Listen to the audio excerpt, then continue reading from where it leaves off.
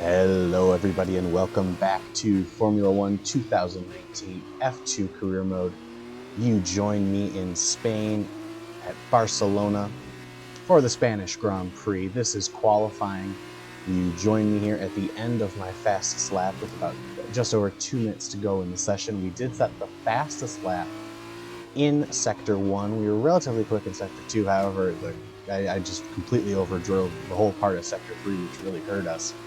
As you can see, we come onto the straightaway here, open up the DRS, and we're going to start second for the feature race. With that then, let's run through the grid order. Luca Ghiotto lines up on pole position, and it's Dorian Boccolacci in P2. Looking down the rest of the grid, we have Tete Camara, Aitken, Guan Yu Zhou, and Matsushita, King, Mazepin, Latifi, Antoine Hubert, Alesi, Correa, Mahavir Raghunathan, and Boschong, Schumacher, Galeo, De Vries, and Louis Delatraz, Calderon, and Callum Ilott starts from the back of the grid. And with preparations almost complete, let's head down to the track.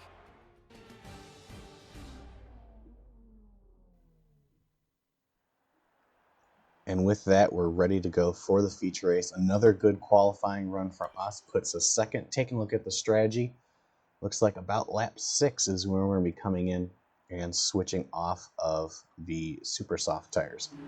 But here we go. Here come the lights. And we're racing in Barcelona for the feature race. Not the greatest start in the world for me. And with such a long run to turn 1, that kind of hurt, but we're really only going to lose the one spot here. You see around, we actually make a little bit of contact with our teammate there, Aitken, as we head into the corner. And it looks like the Dams driver is going to go out in front early on. So slot us back to P3 after what is actually probably one of my better starts, comparing how bad the starts have been this season. As we're now going to go on the left-hand side of Ghiotto, heading through turn 4, gets squeezed to the outside as Sete Camara leads out in front. Settling into P3 here for the time being. We do have Aitken behind us, which is good, so we have a teammate. But not the worst start in the world, and Spain is such a hard track to pass on that. If you start up front, you're more than likely going to finish up front. So I'm not too upset. I mean, it's still a podium spot. And Sete Camara he's obviously fast. I mean, look, he went all the way up to first already. He's already trying to get away from Ghiotto, who's actually starting to slightly drive away from us.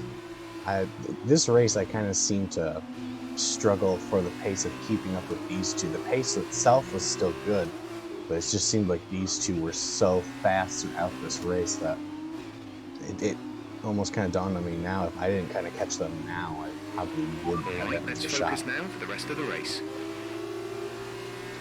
Out of the final corner to complete the first lap, you can see just how far ahead they already are.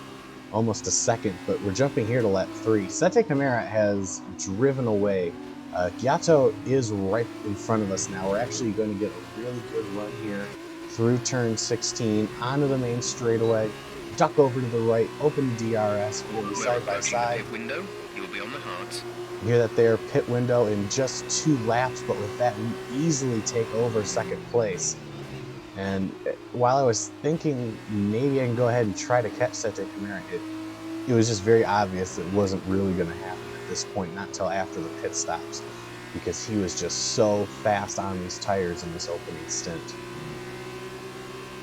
We're going to settle in here for second. You can see he's 2.5 seconds ahead already, only on lap 4. So we're just going to try to control the pace of the cars behind us right now, try to get some decent lap times in before the pit cycle. I do plan on pitting on lap 6 this time, unlike the last couple times where I've decided to maybe, pit early to try to get an undercut. In Baku, that just really didn't work for us, so I didn't really feel like trying again in Spain, where passing is just so hard. Everything left there, you can see we've actually opened up a bit of a gap on Ghiotto, but Sete Camara is definitely well off ahead. He is definitely 2.5 seconds now officially. As we get into turn 1, we actually lock up the brakes here. Instead of full-blown locking, I just decided to run wide. And allows Ghiotto to get alongside, take second back. We are going to fight back on the outside of turn 3. He closes the door on us. We're going to look to the right as we make the run up to turn 4. We're very fast through this part of the track, but Gatto holding the line. And we're going to look to the right-hand side coming out of 4 towards 5, but that would put us on the outside. So I think better of it and just back out. But just a mistake on my part, and instead of completely locking up the tires and possibly damaging the tire wear to slow me down even more, I just decided to run wide in the corner. It allows Gatto to get in front of us, but I have faith we can get back past him because we managed to before. And in a way, it kind of works out, I guess, because we will have DRS at the end of this lap as we do on this straightaway. It's just that this straightaway right here on the way to turn 10 is so short, there's not really anything you can do with that run. Heading through turns 11 and 12 on the way to 13. You can see we're still all over the back of Gatto. So it makes me feel good that we're going to be able to get past him here on the straightaway. And just trying not to make a mistake like that again to let an easy spot go past.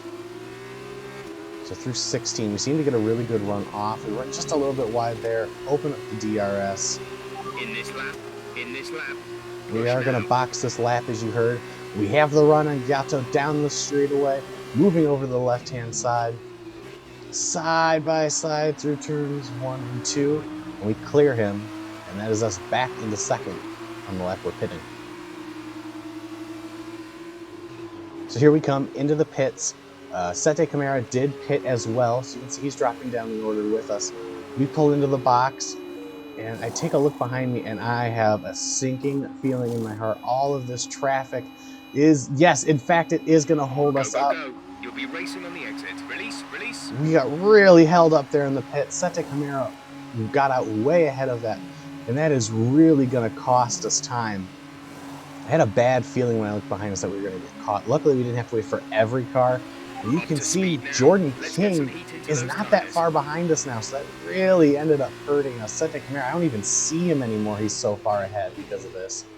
And we lost a lot of time, and now we just have to try to get a good lap to try to minimize the bad run we're going to get compared to everyone else here who stayed out for the extra lap. But jumping ahead to the next lap, you can see here comes Aiken. He's going to be the first out of pit road. You can see we are actually coming by right then, so it actually didn't hurt us that much. But here he goes. He's going to be side by side with Jordan King. Jordan King going to slide past for now, so while we did lose a lot of time to Sete Camara, it actually seemed to sort of work out. They must have gotten backed up themselves on their pit sequence because they're actually behind us. So really the winner here is Jordan King along with Sete Camara, because Jordan King is now into third. Moving on to the end of lap 9, the start of lap 10, you can see they are all behind me right now. Get a good run out of 16 as we usually do. It kind of has that similar feeling to 11, 12, 13 at Bahrain. But with that run, we're able to keep ahead heading into turn 1, and that is the main passing zone of the track. So you have that confidence that unless you screw up, you're pretty much going to be set for the rest of this lap. And sure enough, we pretty much are going to be, but I get sideways there through turn 3, run off just a little bit. We hold on a second with still a nice gap as, oh my gosh, Sete Camara now 10 seconds up the road. So now it's just a battle to hold on to second. And then as we go to the end of lap 11 here, I know I get sideways out of the corner. That completely ruins my momentum. And while I was hoping for a good run to try to stay out of DRS, it's not going to work. Here comes King and our teammate. We are going to get sandwiched here, possibly King to the left. And then it's going to be side by side behind us. King easily passed us. We're now side by side with our teammate. We lock up. Our teammate locks up. He's side by side with Antoine Hubert. And we're going to be side by side, 2 rows deep through turn 3. We're on the outside of Jordan King trying to get done. We go way wide. We're not going to be able to get it done. Jordan King's going to take position for now, maybe as we go look to the outside. But we're not going to be able to get it done, so we're back to P3 as we slide again, as Aiken did not get through the corner well, and Hubert's going to go easily into 4th. But a disastrous final corner for us really shaped up the order for really the whole midfield, because if you look at the map, there's a giant train, because we're all together as these cars are spec, it's just so hard to pass here that that front straightaway can really cause havoc. So moving a bit ahead now. We're on lap 13. You can see we're actually running really good time just sitting behind King. But with the DRS we're going to have and how close we are here, I have a good feeling we're going to be able to get back into second as we work our way into turn 16. We're going to have the DRS open. We're going to look to the right, Jordan. We set the fastest lap of the race. We won't be making another pit stop. And we are easily past Jordan King. The Formula 2 and IndyCar driver goes back to P3. And we have the fastest lap right now, which honestly I think we've had in almost every race this year except maybe at the Baku round. So we'll take that point there as we're now up to second place once again ahead of King. Sete Camara, 13 seconds up the road. There's just absolutely no way we're going to be able to catch him in this race, especially as we're on lap 14 of 19.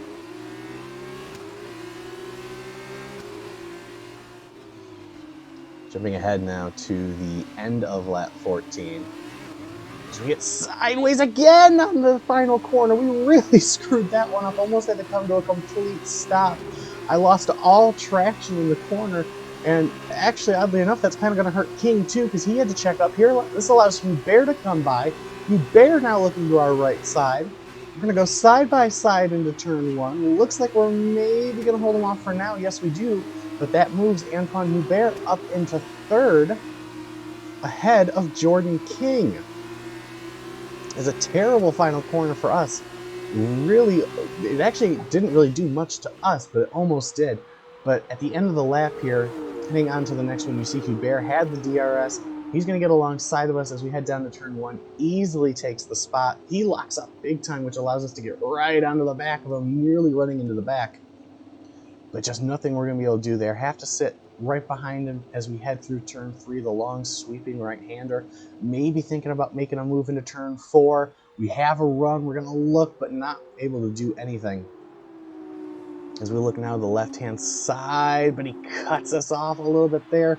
We're just not going to be able to do it, and we're going to have to sit in P3 for a little bit once again.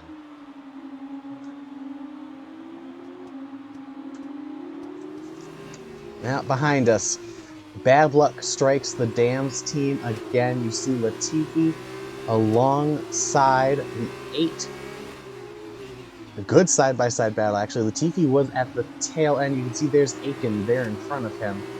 But Latifi, once again, has the engine let go on him. And the bad luck for the Dams team continues. They've shown so much speed this season, but seem to consistently have engine problems, as this is Latifi's turn, and he is out of the feature race.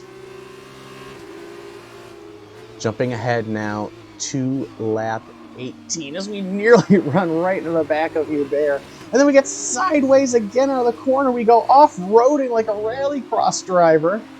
Hold on to third, as at this point the tires are screaming. We're sideways out of every corner. And I'm not even thinking about passing Hubert. I'm thinking about just trying to hold on to P3 at this point. As we head through turn 16 onto the straightaway, Hubert long gone already. Now we just have Jordan King behind us. We're trying to hold on to the podium spot with just one more lap to go. We actually have a nice run on King that allowed us to stay ahead. As we jump towards the end of the lap, we did make some of that ground back on Hubert, thinking maybe a possibility of a last corner charge. But we'd have to get right onto the back of him right here. As Sete Camara easily wins that race for the Dams team with only one of their cars finishing. And it looks like Antoine Hubert easily will come home in second as well after a royal screw-up from us puts us down to P3 for the feature race. Alright, race over. Take care of the car on the way in. So Sete Camaro easily wins the race by 18 seconds. Sorry, he walks away with 25 points. We did have the fastest lap, which helps us. Aiken comes home 5th, so a good run for us. You can see we have one of the Carlin cars outside the points, both ARTs out. And for the driver standing, that actually helped us, as we are now 26 points ahead of our teammate, as he managed to move up into second. So Aiken now second. So we are 1-2 in the driver standings. And we're pulling away in the constructor standings as well, as Dams moves ahead of Carlin, ahead of the sprint race. So here come the lights for the reverse gridded sprint race. All 5 lights are on, and we're racing in Spain for the sprint race. A really terrible start. You can see just how far off we were by the time we got to turn 1. Aiken looking to the left-hand side on the outside. We're going to look up the inside of one of the Dams cars. It is Sete Camara. We're going to get ahead of him, and that'll help us as we work our way through turns 3, heading towards 4 for the first time. And a relatively decent start in comparison, as we did get ahead of the winner. Really, that's all we kind of hope for at this point, as he's actually lost another spot back there. Remember, we're here P7, so we actually net gained a... No, we net lost a spot, my bad. As Hubert got in front of us. So we are P7. You see Jordan King ahead of us. Aiken's ahead of us. And as we're on the hard tires now for the entirety of this sprint race. And I think I kind of learned my lesson. I still struggled for some grip at times, but I think I realized after that feature race where I could and couldn't push the hard tires. Is we're going to look to the left-hand side of Antoine Hubert heading into turn 10. He's going to give us the space, but we're just not able to do anything with it. There's a little sideways again. Start was okay. Now stay alert for threats around you. Yeah, definitely just an okay start. I mean, we did lose a spot, but we are still with the pack, which really is all we kind of hope for at this point, as we come towards the end of lap 1. So we are going to be slotted in right behind Antoine Hubert. But Sete Camara not even in the top 8 anymore, so he's been dropping back, so that's good, because the pace he had was just absolutely ridiculous in the feature race. But here we go, lap 2. We are all over the back of Antoine Hubert. No DRS yet, not till the end of this lap. We have such a good run out of turn 9, heading for 10. He's going to block to the left-hand side, so we're just going to go ahead and look to the outside on the right. And he gives us the space on exit. We're going to be side by side heading into the chicane area of turns 11 and 12. And we're going to make just a little bit of contact. Nothing major, just a little tap. And we are going to move up to P6 of the Grand Prix, with Jordan King now ahead of us. So back to where we started as we get ready to complete lap 2, and coming up on 11 laps to go in a very quick race here in Spain.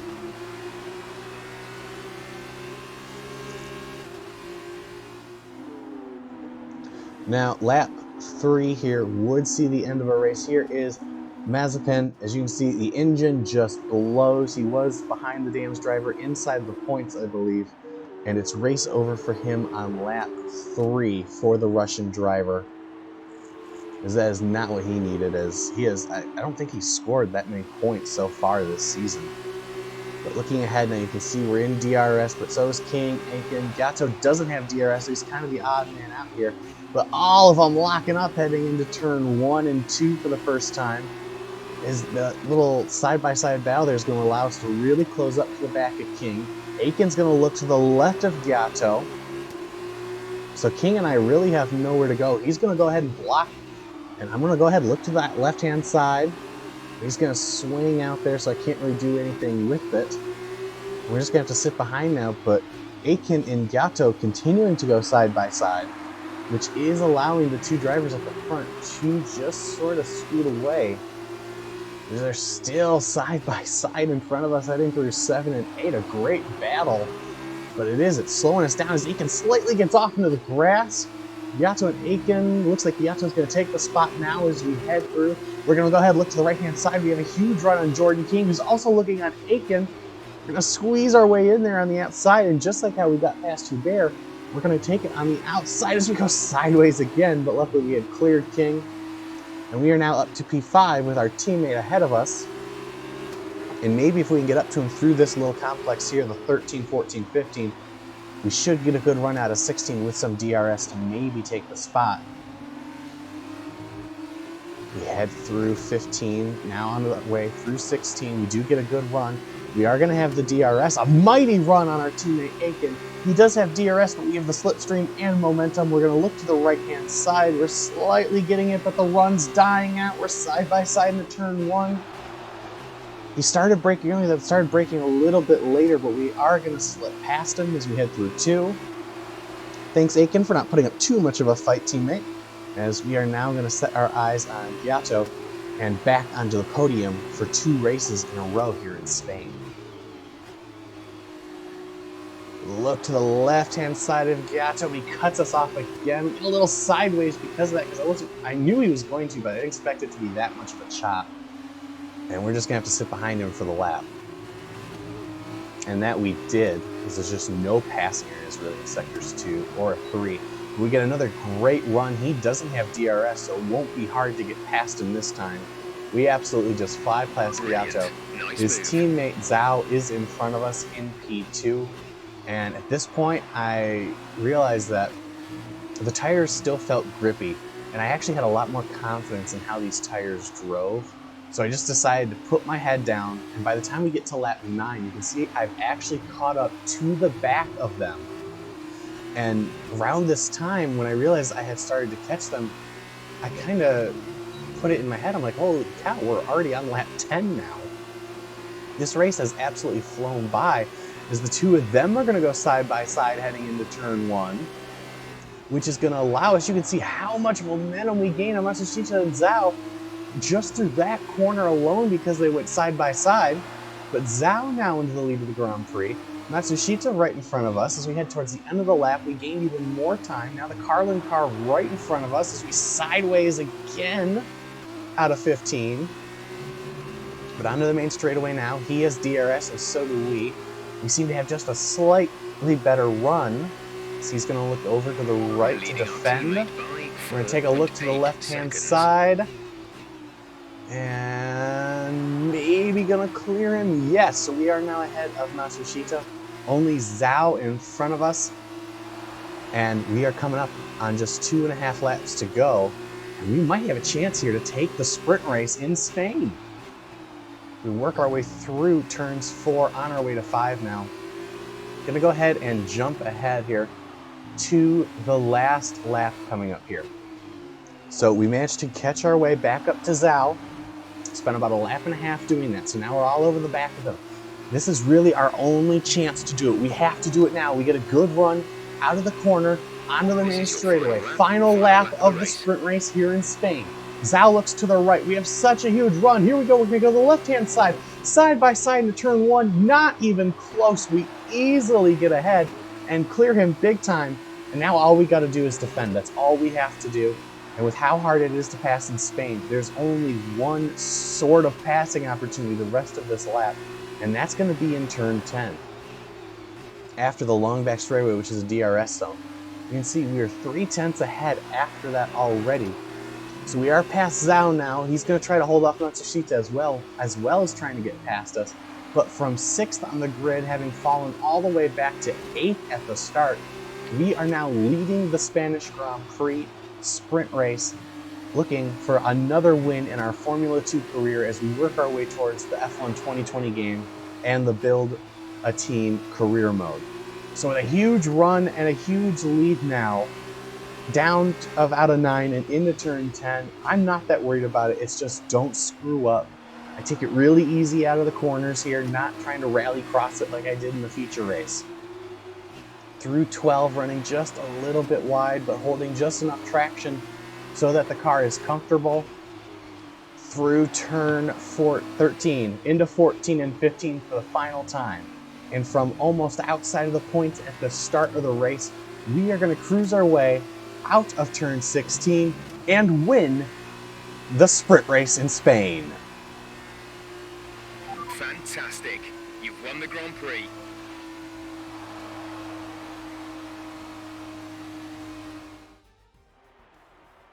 So another fantastic victory for Campos today. Tell me, Davide, what was the key to this success? I think this race was won thanks to the tire management. You have to remember, it's not just about going as fast as you can. It's about consistency. It's about maintaining your speed over an entire race distance. So being able to keep the lap time competitive while still respecting the tires, that's where they won today.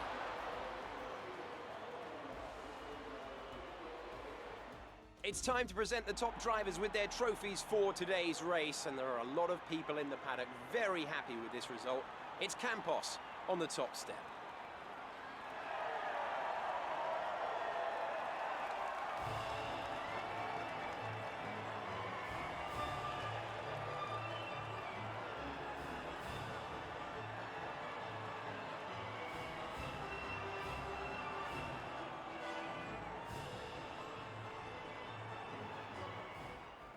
So with that, we take a win and the fastest lap, giving us maximum points from the sprint race. With the Univerciosi car coming home in second. A look at the driver standings now. We increased our lead over Jack Aiken. Dubert moves up into fourth, but no change in the top three. Looking over now at the team standings, we continue to drive away from Dan's and Carlin as ART and the Arden teams drop to the Univerciosi cars, who had a fantastic outing. So with this, we leave the Spanish Grand Prix and head to my personal favorite track in Monaco. Thank you guys so much for watching. I'll see you in Monaco. Bye.